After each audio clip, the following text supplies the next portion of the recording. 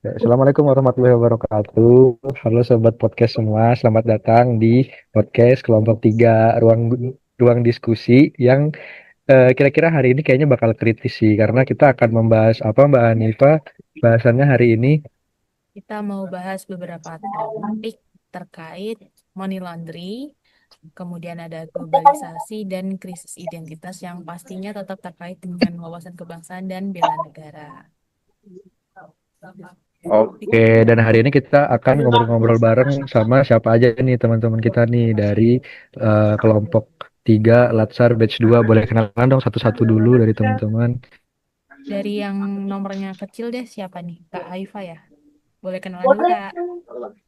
Oke, halo, perkenalkan, nama saya Haifa Taryanto, bekerja di Badan Pengembangan Infrastruktur Wilayah, Puswil 2.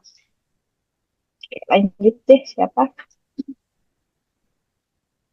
Aku kali ya kenalan. Lanjut itu Eh, siapa? Aku ya. Oh ya. Belum kenalan tadi ya. Pertama oh tadi iya, ya lupa bener-bener. MD-nya ya. Kenalan juga sekalian. Nama aku Haris Fahri dari BPIW Puswil 1. Salam kenal teman-teman. Lanjut. Halo, kenalin nama saya Hernan Mebaho dari Suspil 3 BPU. Halo, kenalin nama aku Didi Tengah Bramesa dari BBWS. Oke, kenalin nama saya Iksanur Fariski Syari. Ini bertugas di BPSDM di Pusat Pengelolaan Talenta. Oke, Baik, perkenalkan, saya Dimas Solik Maulana, tugas di Pusat Fasilitasi Infrastruktur Daerah, Sekretariat Jenderal. Oke Eh, nih oh iya, narasumber kita semua udah pada kenalan nih Mbak Hanifa. Mungkin betul. habis ini kita langsung masuk ke bagian intinya aja kali ya. Mungkin apa dulu nih yang mau kita bahas nih? Yang pertama. Topik pertama kita mau bahas tentang money laundering, pencucian Oke, uang money ya. laundry. Pencucian uang ya berarti ya. Kayaknya seru banget Betul. nih untuk pencucian uang ini karena mungkin kayaknya akhir-akhir ini marak ya kayak money laundry di Indonesia terjadi di mana-mana gitu. Nah, mungkin dari narasumber-narasumber teman-teman kita ini mungkin bisa menjelaskan fakta yang di lapangan itu seperti apa gitu Mbak Hanifah. Oke, mungkin aku kasih gambaran sedikit kali ya. Jadi money laundering atau pencucian uang ini Oke. mengutip dari web kepaniteraan Mahkamah Agung. Secara sederhana bisa didefinisikan sebagai upaya atau perbuatan untuk menyembunyikan atau menyamarkan asal-usul uang atau dana atau harta kekayaan hasil tindak pidana melalui berbagai transaksi keuangan agar uang atau harta kekayaan tersebut tampak seolah-olah berasal dari kegiatan yang sah atau legal. Ini juga dibahas di UU nomor 8 tahun 2010 tentang pencegahan dan pemberantasan tindak pidana pencucian uang. Kemudian juga sebenarnya banyak kasus-kasus terkait pencucian uang ya di Indonesia. Mungkin nanti dari teman-teman bisa ceritain aja kasus-kasus yang menurut kalian menarik buat kita kita obrolin hari ini. Gitu. Oke, Oke, mungkin itu gambaran dari Mbak Hanifah ya. Mungkin dari teman-teman gimana tanggapannya atau punya fakta atau punya pengalaman nih gitu. Boleh cerita. oke, izin dari saya dulu mungkin ya melihat bahwa sebenarnya Ya, emang boleh. dari konteksnya money laundry itu terkesan skema yang rumit bahwa itu adalah pencucian uang. Tapi pada nyatanya di kondisi sekarang itu justru pencucian uang ini sudah menjalar sampai ke masyarakat akar rumput. Yang terkenal sekarang skema pencucian uang yang ada populer mungkin itu melalui dari judol atau judi online. Nih, eh, saya sering melihat di pinggir jalan gitu tukang bakso, tukang somai, tukang mie ayam, tukang ojek semua itu mereka suka melakukan judi online itu. Itu membuat saya ingin melihat research berdasarkan data gitu ya. Kita lihat saya kenaikan dengan judi online dari tahun 2017 itu cuma sudah mencapai 2,1 triliun. Bahkan sampai akhir tahun 2024 ini angkanya sudah sampai 404 berdasarkan dari data PPATK. Dan akan diproyeksi lagi bahkan sampai jika ini tidak diberantas bisa sampai ke 1.200 triliun proyeksi uang yang mengalir agar judi online. Tentu ini kan akan menghasilkan banyak dampak negatif ke negara sendiri seperti misalnya pemotongan pajak karena ini adalah aktivitas legal bisa diusahakan untuk menggunakan pajak dan sistem cuci uang atau pencucian uang ini dari skema judul ini adalah dari pertama mereka mengambil uang dari masyarakat dengan menggunakan sistem deposit ke website mereka. Kemudian uang dari deposit itu seolah-olah mereka mendirikan PT. PT-nya itu adalah PT Fintech atau PT pinjaman online ya. Jadi udah combo maut ini antara pinjaman online dan judi online disatukan. Hancurlah masyarakat kita. Kemudian baru dari judi online itu, dari pinjaman online, uangnya baru disalurkan ke owner-ownernya. Jadi seolah-olah ini adalah bisnis yang legal diakui di Indonesia. Seperti itu. Mungkin dari teman-teman ada yang bisa menggambarkan lagi apa dampak negatif dari pencucian uang teman-teman.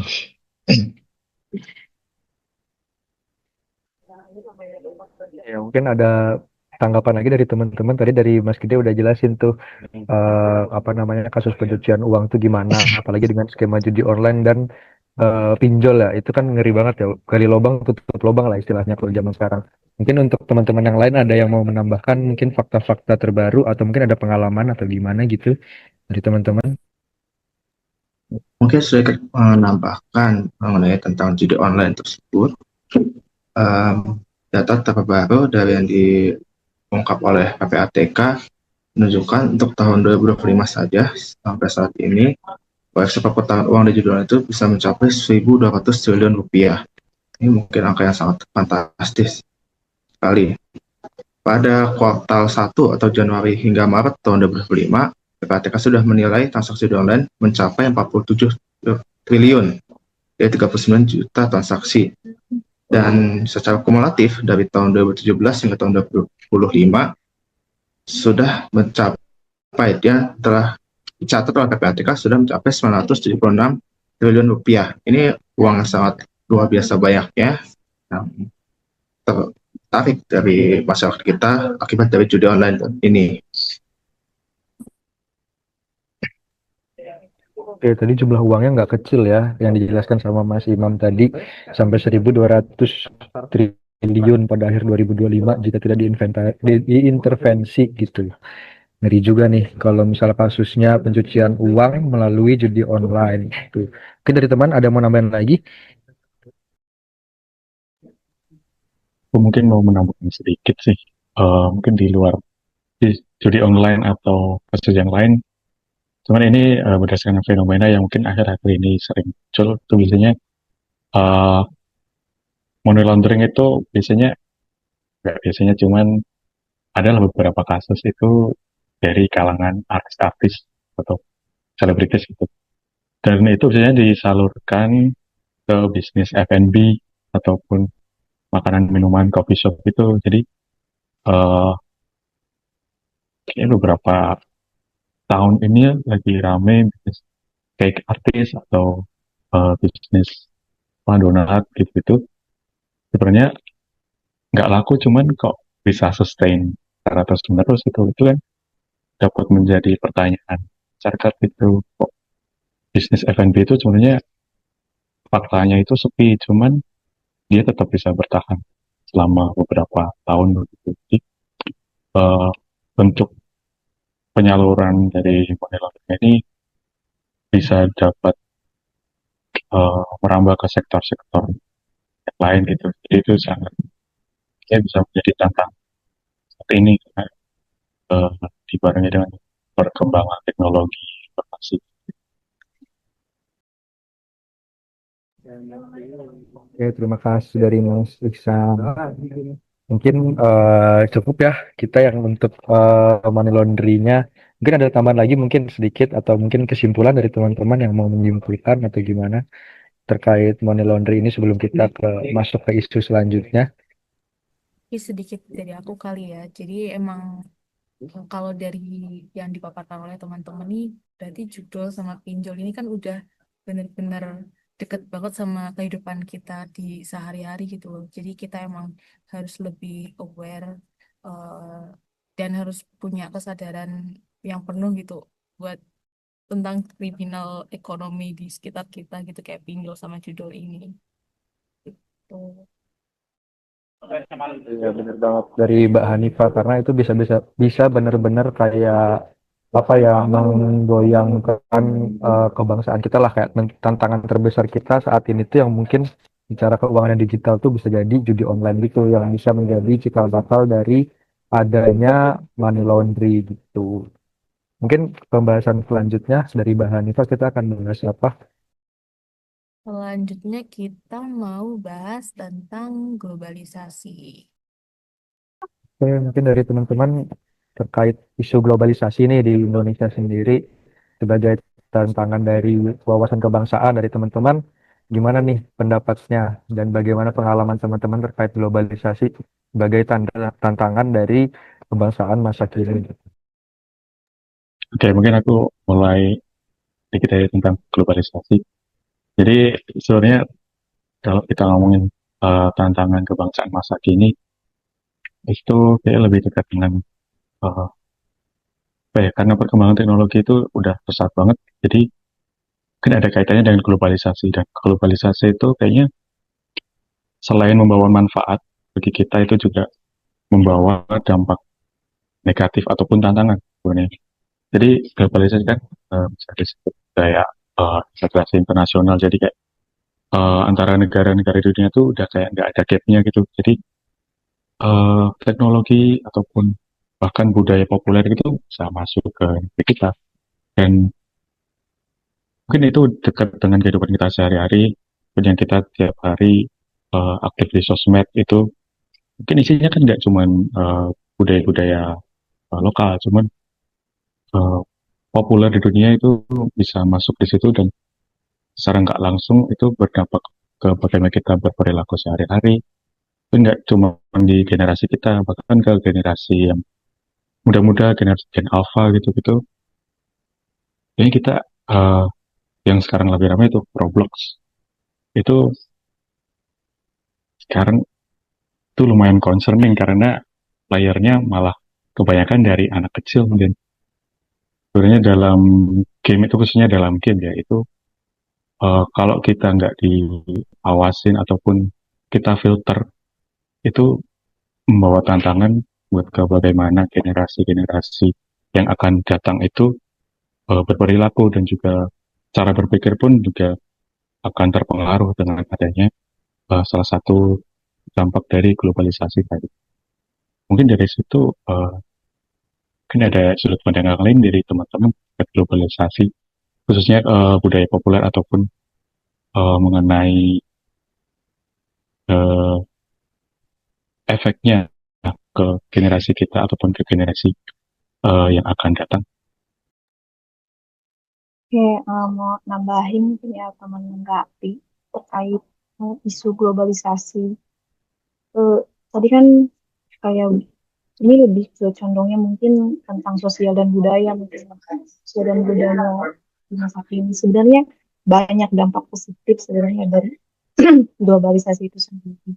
Mungkin lebih ke banyak literasi ya dari luar pun yang bakal kita ambil gitu. Cuman banyak juga tantangan negatif gitu dari tentang kultural yang dari luar masuk tanpa apa ya tanpa jeda lah kalau dalam artian kayak terus-terusan dan akhirnya kita terpengaruh gitu kan.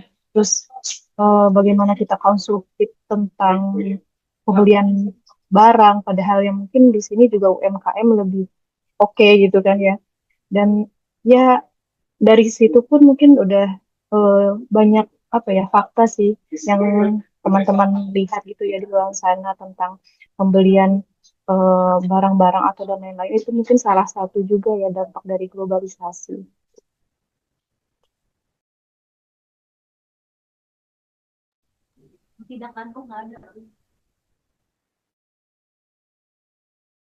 Oke, tadi globalisasi dari Mas Ihsan sama dari Mbak Haifa ya. Tadi ada dua bahasan tentang daya beli masyarakat ya, sama terhadap barang-barang lokal, sama satu lagi terkait permainan sama budaya di masyarakat itu di mana. Nah, sebenarnya saya juga punya pengalaman nih terkait permainan kayak globalisasi dari luar, salah satunya kayak Roblox gitu. Itu kayak waktu saya ngelihat adik-adik sepupu saya atau teman-temannya gitu bermain tuh mereka kayak walaupun mereka masih kecil tapi pergaulannya itu dipaksa untuk menjadi dewasa di dalam game, kayak misal di dalam game Roblox itu menyediakan kayak misalnya klub untuk mereka joget-joget atau ngapain itu ada klubnya sendiri gitu. Nah itu malah bikin mereka jadi kayak bahaya kalau tidak diawasi orang tua, benar tadi kata Mas Susan, karena tiba-tiba saya pernah dengar adik saya pernah bilang tiba-tiba mereka pengen dugem gitu, padahal cuma di dalam Roblox doang, tapi kan itu kayak nggak sopan gitu untuk dibilang sama anak seumur itu gitu, umur SD lah gitu. Nah, itu pengalaman dari saya sih seperti itu ya karena globalisasi. Mungkin dari teman-teman ada lagi yang mau menyampaikan. Mungkin izin hari ini saya tarik kesimpulan, mungkin globalisasi ini merupakan tantangan besar ya bagi saya. Karena selain memberikan dampak positif, ada juga dampak negatifnya. Apalagi dengan kita negara Indonesia yang bersifat sangat aktif ya. Jadi ini tantangan besar bagi industri lokal kita dan juga nilai budaya Indonesia. Nah, sepertinya diperlukan upaya meningkatkan kualitas produk lokal, selanjutnya mengedukasi masyarakat tentang penting mencintai produk dalam negeri, serta memperkuat identitas budaya melalui program-program pemerintah. Dan hanya kita sebagai calon pemimpin masa depan dapat mewujudkannya. Kumas. Baik.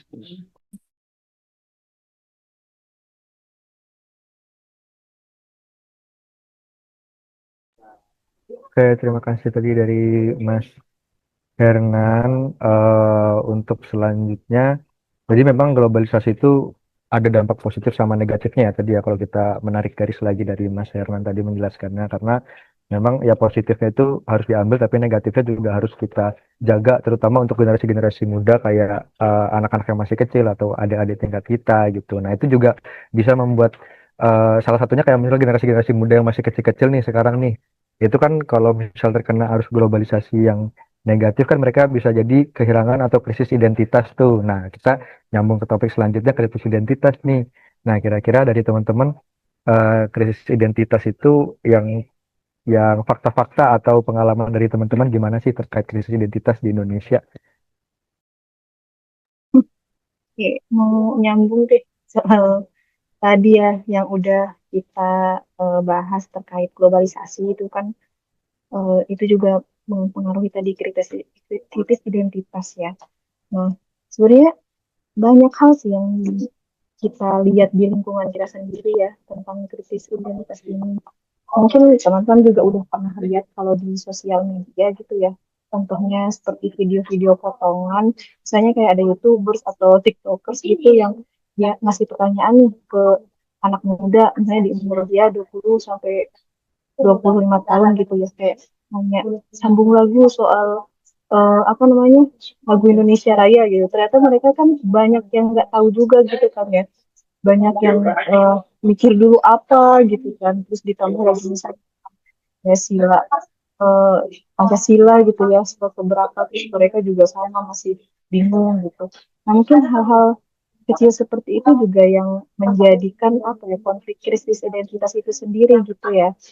Nah, sebenarnya kritis identitas sebenarnya maknanya mungkin akan luas ya, cuman di sini kita akan mengerucutkan misalnya tentang identitas nasional gitu ya. Maksudnya, kritis identitas nasional itu kan tentang kayak wawasan kebangsaan kita seperti yang sudah kita pelajari juga di pelajaran sebelumnya. Kalau misalnya ya kita ini apa ya harus bisa punya jati diri gitu ya terhadap negara kita sendiri gitu, bahwa yang negara kita sendiri juga punya keunikan sebenarnya seperti ya tadi sudah disinggung kalau misalnya banyak katanya anak kecil atau misalnya kita sebagai generasi muda yang masih nggak tahu bahasa daerah, saya bahasa daerah kita sendiri apalagi bahasa daerah ya daerah lain gitu kan yang kayak abai gitu untuk mengetahui tentang daerah di Indonesia gitu. Nah, mungkin dari diskusi ini ya teman-teman gimana gitu pandangannya terhadap kritis identitas nasional ini sendiri gitu.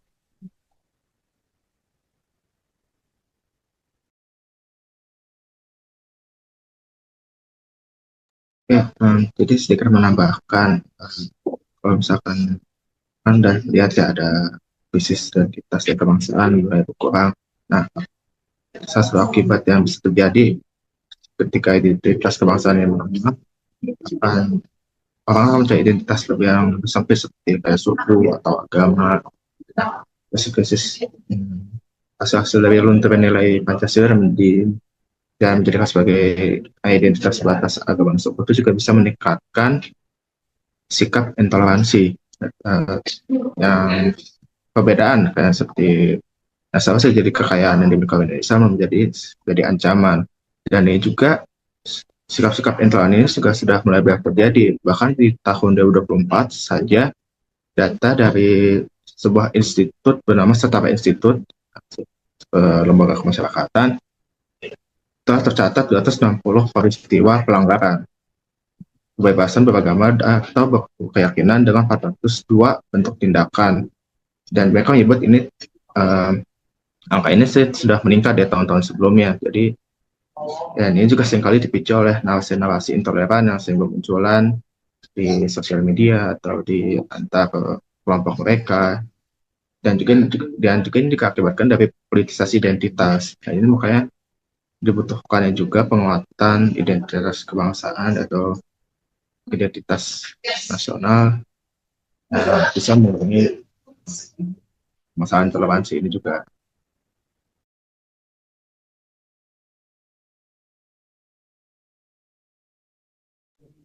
Oke, terima kasih atas pandangan dari dua narsum kita, Mas Imam sama Mbak Haifa. Mungkin dari teman-teman ada yang mau nambahin lagi terkait ini. Oke, silakan Mas. Ya, aku mau nambahin lagi untuk krisis identitas. Mungkin dengan adanya berita terbaru terkait proyek nasional tentang penulisan ulang sejarah Indonesia, itu juga bisa lebih menguatkan lagi tentang bagaimana identitas nasional yang selama ini telah vakum diupdate untuk sejarah nasional bisa mulai lebih jelas lagi dan menghindari bias dari sejarah yang sudah ada sekarang, dan untuk generasi-generasi selanjutnya bisa lebih memahami dasar-dasar dari sejarah Indonesia yang berfungsi untuk menguatkan identitas nasional kita sebagai bangsa Indonesia.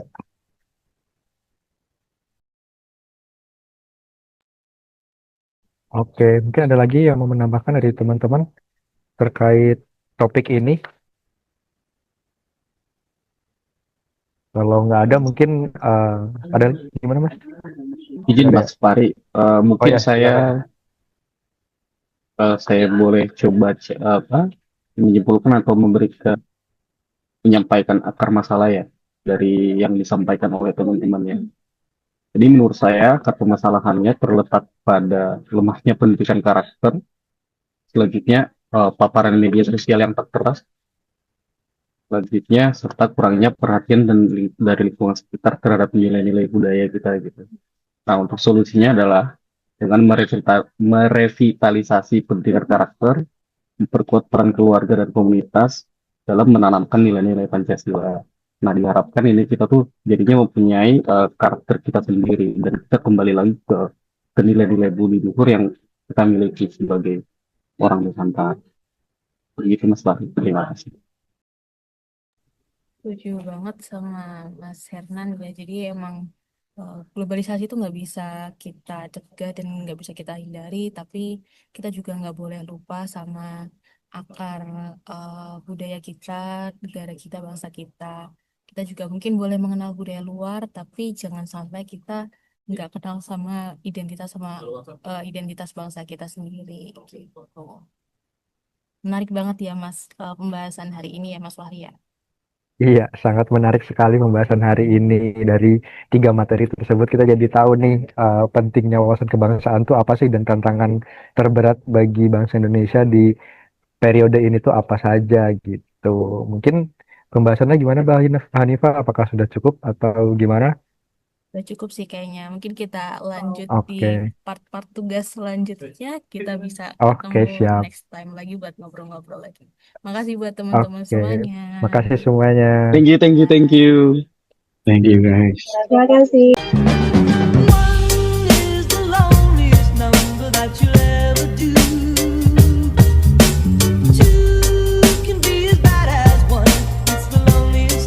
This is the